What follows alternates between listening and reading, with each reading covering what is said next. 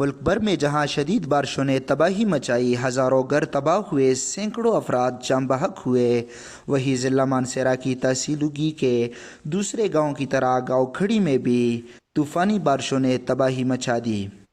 کئی گھر مکمل طور پر تباہ ہوئے اور کچھ کو جزوی نقصان پہنچا اور لوگوں کا لاکھوں روپے کا نقصان ہوا، مگر خوش قسمتی سے کوئی جانی نقصان نہیں ہوا۔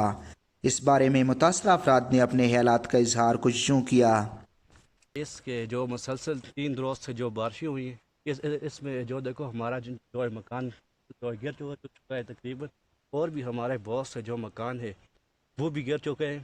ہمارے ساتھ کسی نے بھی تعاون نہیں کیا، ایم پی اے صاحب نے یا کہ کسی ایم این اے صاحب نے یا اعلیٰ حکام سے ہماری یہ درخواست ہے کہ آ کے چیک کر لیں۔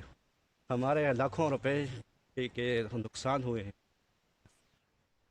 متاثرہ افراد نے متعلقہ حکام سے جلد از جلد نقصان کے ازالے کی اپیل کی ہے۔